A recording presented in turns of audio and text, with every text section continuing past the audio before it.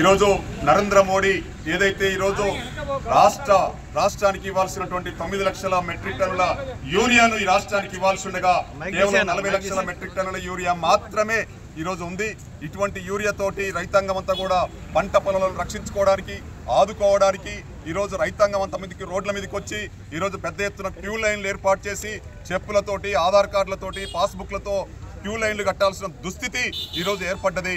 మరి ఈరోజు నరేంద్ర మోడీ ప్రభుత్వం ఈ రాష్ట్రానికి వివక్షతగా కొనసాగిస్తున్నది. వివక్షత పట్ల పాటించిన పట్ల సిపిఎం పార్టీ తీవ్రంగా ఖండిస్తుంది. ఈ రాష్ట్ర ముఖ్యమంత్రి లేదా మంత్రులందరూ కూడా కేంద్ర ప్రభుత్వం మీద మరింత ఒత్తిడి తీసుకొచ్చి యూరియాను సాధించవలసిన అవసరం ఉంది.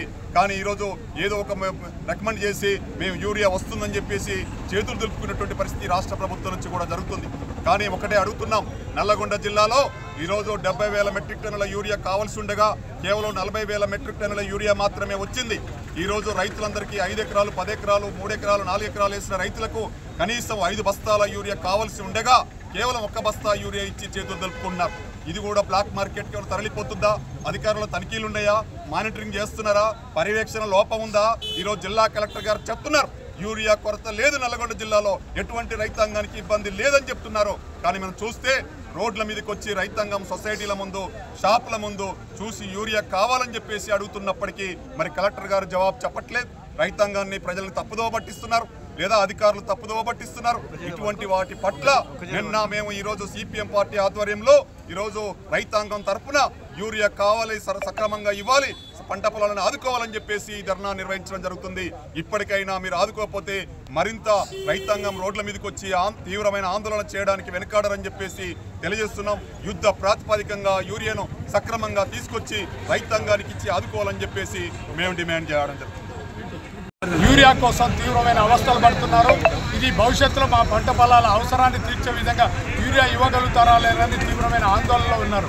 ఇటువంటి సమయంలో కేంద్ర ప్రభుత్వం ఏ రాష్ట్రానికి ఎంత యూరియా ఇవ్వాలి అని నియంత్రించే కానీ వాళ్ళు నిర్ణయించేది కానీ కేంద్ర ప్రభుత్వమే. కాబట్టి యూరియా తయారీ మీద యూరియాని సరఫరా చేసే దాంట్లో అంతా కేంద్ర ప్రభుత్వం అజమాయిషే కనుక ఈ రాష్ట్ర అవసరాలకు తగిన విధంగా కేంద్రం యూరియా సరఫరా చేయాలి. కాబట్టి చేయడంలో కేంద్ర ప్రభుత్వం విఫలమైపోయింది.